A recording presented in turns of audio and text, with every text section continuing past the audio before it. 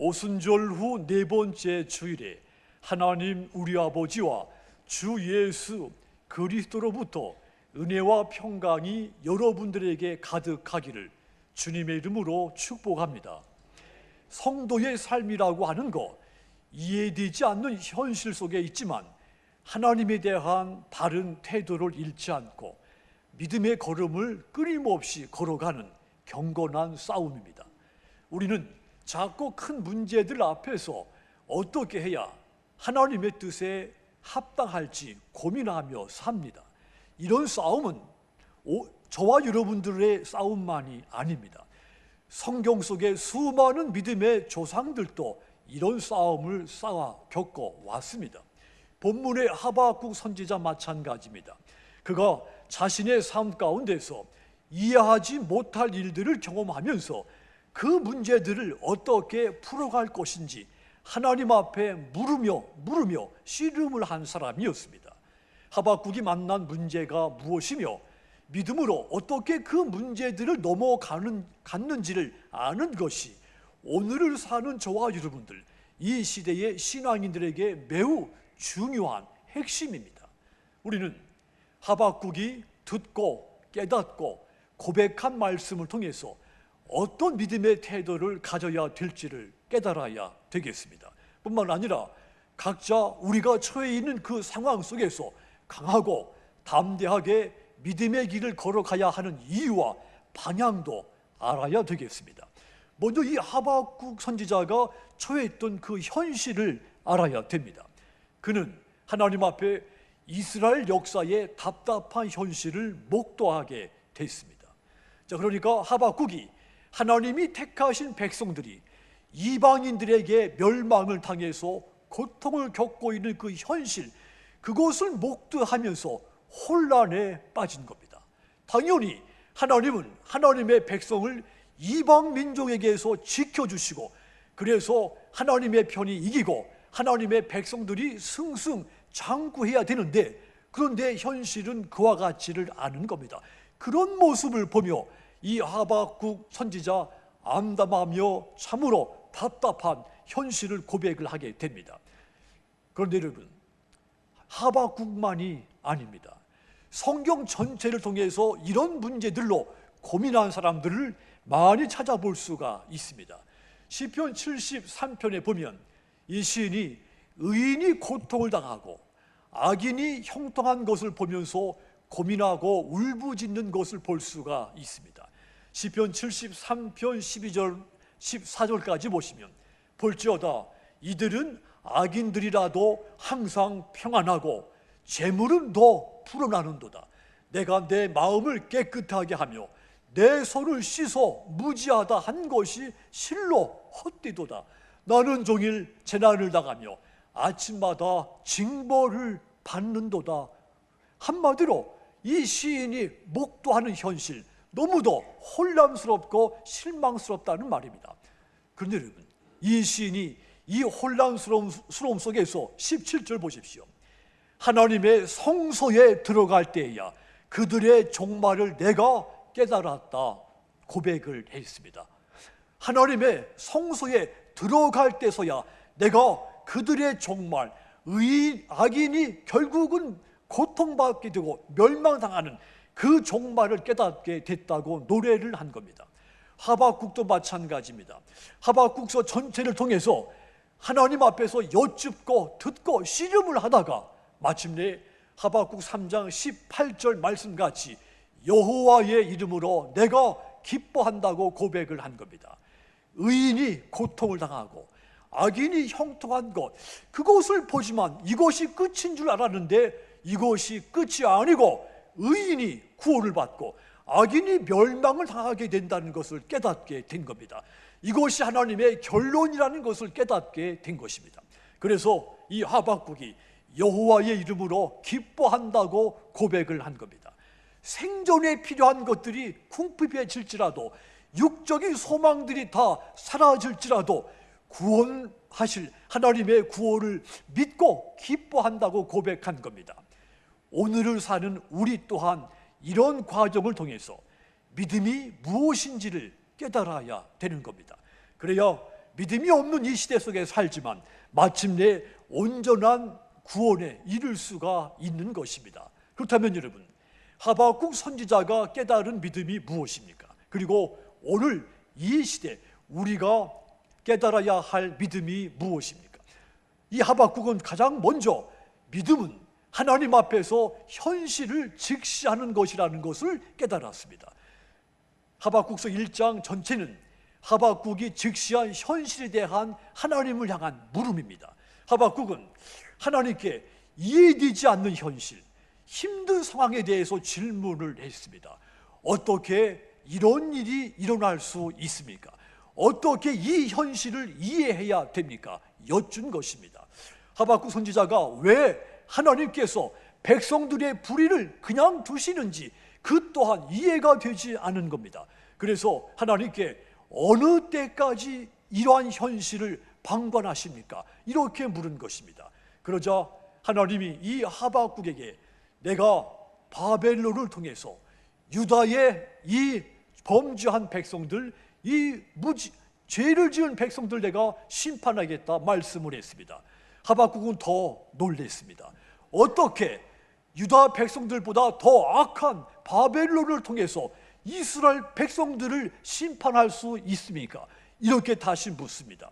그랬더니 하나님이 다시 이 하박국에게 내가 유다 백성을 심판하는 도구로 바벨론을 사용하지만 바벨론 또한 심판을 받게 할 것이다, 이렇게 말씀을 했습니다. 하박국은 이제 이스라엘 백성들이 하나님의 그 심판을 받아서 겪게 될 그 환난이 두렵고 떨렸습니다. 그래서 그는 자신이 만나게 될 현실, 받아들일 수 없는 그 현실을 직시하고는 하나님 앞에 솔직한 마음과 감정을 토로하게 됩니다. 다가오는 재앙이 가져오게 될 그 결과 상상해 보니까 너무나도 비관적이었기 때문입니다. 하박국이 그런 마음을 16절에 담아서 표현을 했습니다. 16절 보십시오. 내가 들었으므로 내 창자가 흔들렸고 그 목소리로 말미암아 내 입술이 떨렸도다. 무리가 우리를 치러 올라오는 환난 날을 내가 기다림으로 썩이는 것이 내 뼈에 들어왔으며 내 몸은 내 처소에서 떨리는도다. 그랬습니다. 내가 이 모든 이야기를 들으니 내 심장이 두근거리고 입술이 떨리고 내 뼈가 마치 썩는 것만 같고 다리가 후들후들 떨린다고 했습니다. 현실을 목도하게 되는 이 하박국 선지자의 솔직한 마음을, 고백을 담은 겁니다. 하박국은 이스라엘을 바라보고 있는 자기 자신, 그리고 이스라엘 백성들이 처한 그 현실에 대해서 마음이 너무도 아픈 겁니다. 두렵고 떨리고 싫은 것이었습니다. 대부분의 사람들은 이런 현실을 맞닥뜨리게 되면 일부러 외면을 합니다. 프로이드가 인간이 무의식적으로 자신을 보호하기 위해서 다양한 방어 기제를 사용한다고 했습니다. 그 중에 하나가 부정하는 것이라고 했죠. 부정은 자아가 자기를 보호하기 위해서 불쾌한 현실을 인지하지 않거나 거부하는 겁니다. 그렇게 해서 스스로 무의식적으로 자신의 심리적인 불안을 완화시킨다는 이야기죠.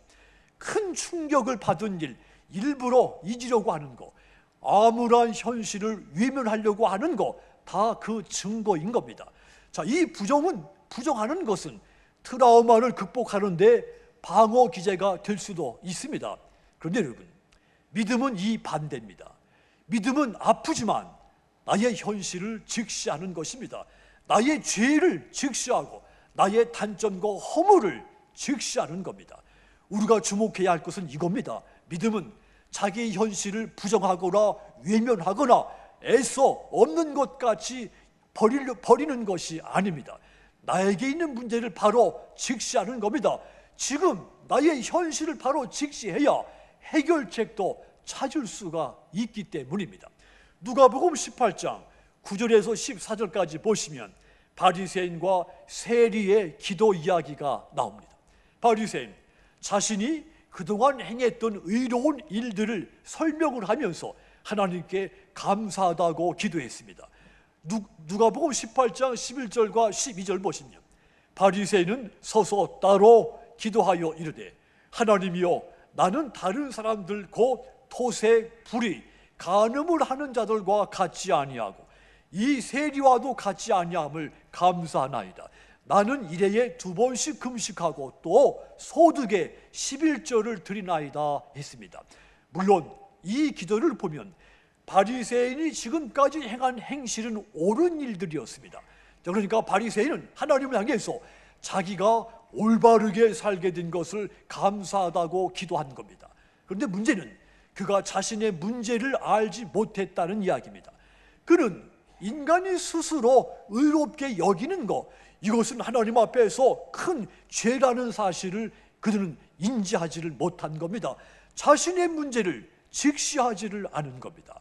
반면에 세리는 누가복음 18장 13절 보시면 세리는 멀리 서서 감히 눈을 들어 하늘을 쳐다보지도 못하고 다만 가슴을 치며 이르되 하나님이여 불쌍히 여기소서 나는 죄인으로소이다 하였느니라 그랬습니다. 세리는 자신의 문제를 직시했습니다. 그래서 하늘을 보지도 못하고 가슴을 치며 하나님이 자기를 불쌍히 여겨주기를 간곡하게 기도한 겁니다. 예수님은 자신이 처한 현실과 문제를 바로 직시한 죄인이지만 회개한 세리가 의롭다고 말씀했습니다. 그렇습니다. 우리는 우리의 현실과 문제가 하나님 앞에서 어떠한지를 직시해야 되는 겁니다. 하나님 앞에 내가 죄인인 것도 직시하고 나의 아픔과 염려와 감정 모든 상황을 직시해야 되는 겁니다. 믿음은 긍정적인 사고방식 같은 것이 아닙니다. 믿음은 마인드 컨트롤이 아닙니다. 믿음을 그렇게 생각해서도 안 됩니다. 믿음은 우리가 처한 상황, 문제, 이것이 무엇인지 직시하는 것부터 출발하고 마침내 하나님으로부터 바른 해결과 처방을 깨닫는 것이 믿음입니다. 그렇다면 여러분들은 어떻습니까? 여러분들 또한 하나님 앞에 자신과 주변을 살펴보시고 하나님 앞에 그 상황과 문제 바로 직시하고 있습니까? 자신의 현실을 직시하십시오. 하나님은 자신의 문제를 직시하고 고백하는 사람들에게 언제든지 확실한 답을 주시는 분입니다. 그러므로 여러분, 자신의 현실을 바로 직시해서 자신의 죄가 무엇이며 내가 무엇이 아프며 내게 무엇이 슬프며 무엇이 고통스럽고 무엇이 나로 눈물 흘리게 하는지 하나님 앞에 진심으로 내어놓으시기를 바랍니다. 그리하여 하나님으로부터 용서와 치유와 회복을 얻어 온전한 구원에 이르시기를 주님의 이름으로 축복합니다. 믿음은 또한 하나님과 함께 현실을 넘어서는 것입니다. 나 혼자 현실을 극복하는 것이 믿음이 아닙니다. 하나님과 함께 하나님이 도우셔서 현실을 넘어서는 것이 믿음입니다. 17절 18절 보시면 비록 무화과나무가 무성하지 못하며 포도나무에 열매가 없으며 감람나무에 소질이 없고 밭에 먹을 것이 없고 우리의 양이 없고 위안간에 소가 없을지라도 나는 여호와로 말미암아 즐거워하며 나의 구원의 하나님으로 말미암아 기뻐한다고 노래했습니다. 한마디로 믿음은 믿음으로 산다는 것, 하나님 때문에 기쁘게 산다는 이야기입니다. 내가 힘들고 어려운 상황을 만났지만 하나님 때문에 그것을 나는 통과할 수 있다고 고백하고 사는 것이 믿음입니다. 다시 말하면 나의 현실 속으로 하나님을 모셔오는 것이 믿음으로 사는 것입니다. 하나님 없이 고민하고 타협하고 도피하고 부정하고 이것은 믿음으로 사는 것이 아닙니다. 하나님과 함께 해결해 나가는 것이 믿음으로 사는 것입니다. 어떤 형태의 문제가 됐든지 하나님을 중심에 모시고 그 하나님과 함께 그 문제를 해결해 가는 것이 믿음으로 사는 것입니다. 하나님과 함께라면 고난도 내게 유익된다고 믿고 고백하고 사는 것, 이것이 믿음으로 사는 것입니다. 시편 119편 71절은 그 믿음의 정수를 고백한 것입니다. 거기 보시면 고난당하는 것이 내게 유익이라 이로 말미암아 내가 주의 율례들을 배우게 되었나이다. 따라합시다. 고난당하는 것이 내게 유익이라. 아멘. 그러므로 여러분, 이 시인의 고백같이 하나님과 함께라면 나에게 고통을 주는 문제가 유익된다는 것을 깨달으시기를 바랍니다. 성도 여러분, 믿음으로 사는 사람은 매사를 하나님과 함께 하나님을 기준으로 삼아서 의미와 무의미를 구분을 해야 합니다. 하나님을 기준으로 실패와 성공을 정의하고 하나님의 눈으로 승리와 패배를 정의하고 바라보아야 되는 겁니다. 전도서 7장 14절 보시면 형통한 날에는 기뻐하고 곤고한 날에는 되돌아보아라. 이 두 가지를 하나님이 병행하게 하사 사람이 그의 장래일을 능히 헤아려 알지 못하게 하셨다고 했습니다. 이 말씀 그대로 하나님이 저와 여러분들에게 형통과 곤고를 병행하게 하셨습니다. 그러므로 우리는 형통한 날에도 교만한 마음으로 살지 말고 형통하지만 곤고를 생각해야 되는 겁니다. 반대로 곤고한 날이지만 절망하고 함부로 내 삶을 망가뜨리지 말고 곤고하지만 형통한 날을 바라보며 담대하고 씩씩하게 믿음의 길을 가야 되는 것입니다. 믿는 사람이 그렇게 행함으로써 같은 상황에서도 다르게 살아가는 힘을 얻을 수가 있는 겁니다. 그게 가능한 것은 내 삶 현실 속에 하나님을 모셔왔기 때문에 가능한 겁니다.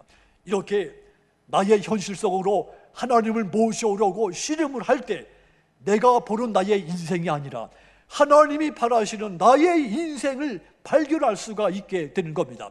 그러므로 여러분들 삶 속에 하나님을 더 가까이 모시기를 간절히 부탁드립니다.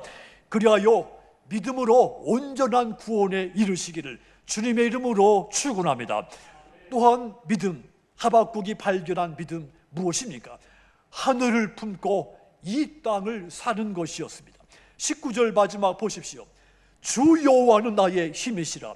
나의 발을 사슴과 같게 하사 나를 나의 높은 곳으로 다니게 하시리라. 이 노래는 지휘하는 사람을 위하여 내 수금에 맞춘 것이라고 했습니다. 하나님은 나의 힘이셔서 나의 발을 마치 사슴의 발 같이 하셔서 나를 아주 높은 곳에 다니게 하신다고 노래한 겁니다. 하박국은 이제 하나님의 약속을 받아들이고 믿음의 당찬 발걸음을 걸을 것을 다짐했습니다. 물론 상황은 바뀌지 않았습니다. 그렇지만 믿음의 노래를 부르기 시작한 겁니다. 하박국이 이런 노래를 부를 수 있었던 것, 상황은 바뀌지 않았지만 이 기쁨의 노래를 부를 수 있었던 것, 하나님이 나의 힘이 되시고 하나님이 나의 구원이시며 하나님이 나의 모든 것을, 나와 이 백성들의 모든 것을 회복시킬 것을 확신했기 때문인 겁니다. 지금 하박국은 환난 가운데 있습니다. 하지만 그는 눈을 들어 하나님을 바라보고 하나님을 생각한 겁니다. 지금은 내게 아픔이 있지만 나의 힘이 되신 하나님께서 반드시 나를 구원해서 이 아픔에서 기뻐 뛰며 찬송할 수 있도록 회복시킨다는 것을 믿은 겁니다. 오늘은 아직 아니지만 하나님이 회복시킬 그 날을 본 겁니다. 이것이 믿음입니다. 이것이고 하박국이 땅을 밟고 있지만 하늘을 마음에 품고 살고 있다는 증거인 겁니다. 그렇습니다. 믿음은 소망과 함께 있습니다. 믿음은 현재보다 미래를 바라는 것입니다. 믿음은 하나님의 나라를 소망하며 구원을 소망하고 최후의 승리를 소망하는 것입니다. 믿음은 이렇게 하늘을 마음에 품고 땅을 사는 겁니다. 오늘 신약의 말씀 히브리서 11장 1절 보십시오. 함께 읽겠습니다. 믿음은 바라는 것들의 선진들이 이로써 증거를 얻었느니라. 아멘.